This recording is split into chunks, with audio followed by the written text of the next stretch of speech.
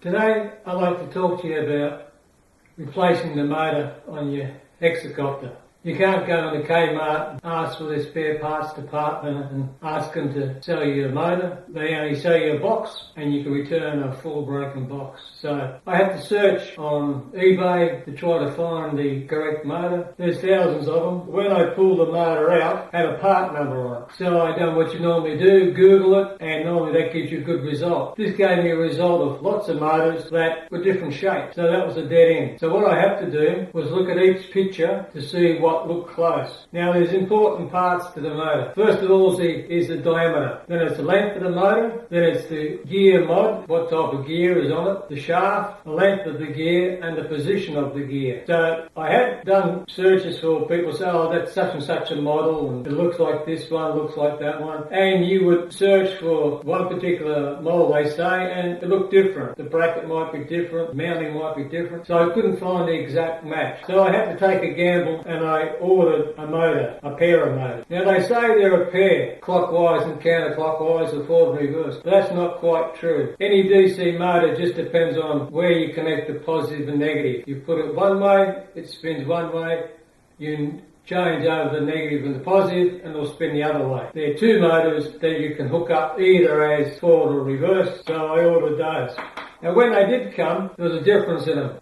This is the original one on the right, my right. This is the one they sent. The gear length is longer, the shaft is longer and also protrudes past the end of the gear. But the main important part is two things. The distance from the top of the motor to the bottom of the gear, that gap, and the length of the gear, the minimum length of the gear. So luckily they were a match. Even if they weren't, you can get a bearing puller, a tiny one, and pull the gear up, or a gear puller and pull it up or tap it down. So they were close. Why did I want to replace the motors for? Well, by this time you've been flying for a while. I've had hundreds of flights out of mine, and you may notice that the performance isn't as good as what it used to be. Sometimes one of the rotors might seem a bit strange and you think, oh, that doesn't look the same as the rest. Or in my case, there was a grinding noise.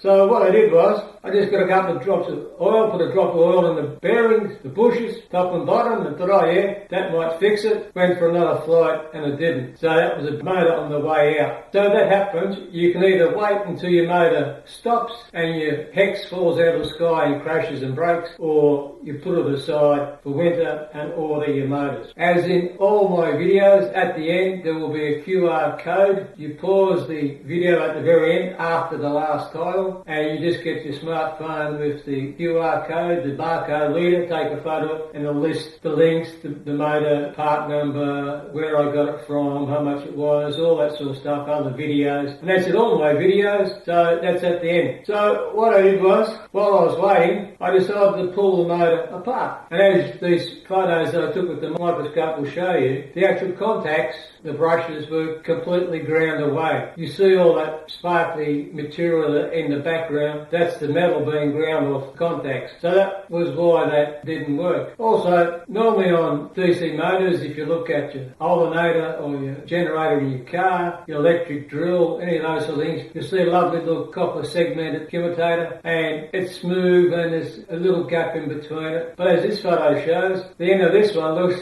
like solid metal, like an end mill. It's angled to sort of cut into it. So they're cheap and they won't last long. So buy more than one or two motors. I bought a pair to test, and when that is successful, I'll order the rest. So how do you get it off? Well, as you know, you must remove your outer shell. Then you have the arms.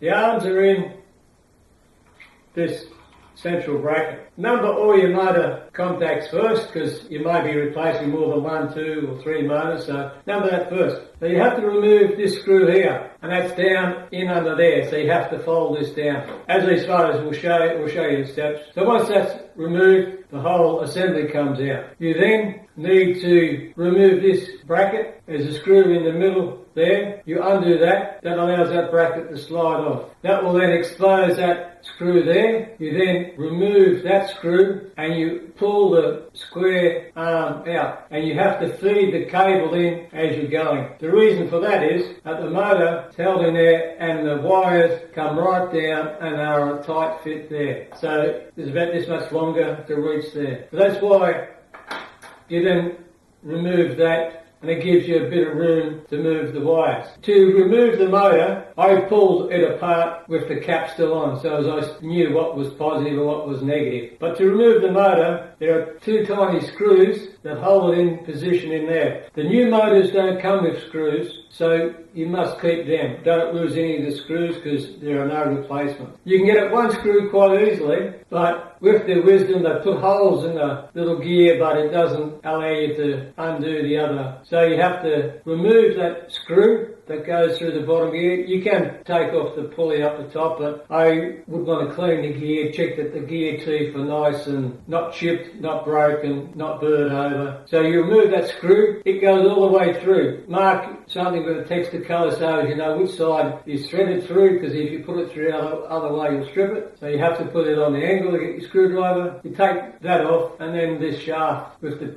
prop on it comes out. Check your bearings, check your shaft to see if it's worn, if it's dirty, give it a clean on the oil. Then when that's off, you can then take the motor out. The motors are the same. It's just the way they're wired up. Positive, negative, positive, negative. So this would be positive, negative, negative, positive, positive, so they're the reverse as you go around. Test what it is. Just get yourself a little battery, couple of wires on it. Just touch two contacts and you should see the motor spin. Now, clockwise is the normal direction that most motors run. If it says forward, it's normally clockwise. So just mark on which side of the motor is positive and negative, and mark all your motors the same. That way when you come back you know, yeah, that's the standard motor, that's clockwise. You can look at the direction of your prop to see which way it spins to tell whether it's clockwise or anti-clockwise. But here's the gotcha. Because it runs with a gear, a single gear, that will change direction. So if your motor is clockwise, your prop will run anti-clockwise. So you have to wire your motor up opposite to your prop. What you can do, if you like, desolder one, solder it to the connection, desolder the other one, then connect the battery, check which direction it goes, and it needs to go in the reverse direction to the prop. So then you know, you then just pop it in. Now luckily, although this gear is longer, that gear's only about 3 mil, so it just happens to be in the right position and lines up. So then, once it's soldered, you then have to feed it through, push it back in, put your two screws in for the motor, feed your square bar through, put the screw in the side, put it in there, then do it before you finally put it on. Just do another little test, keep your hands out the way with the battery and make sure it's spinning correctly. If it is, you then just fit it back in and put it back into position. Fairly simple. Once you know what to look for, what motors will fit, the info will be at the end, like I said. Up and flying again, have some more fun, and if you've enjoyed this video, tell your friends. If you haven't, tell me, and as always, thanks for watching.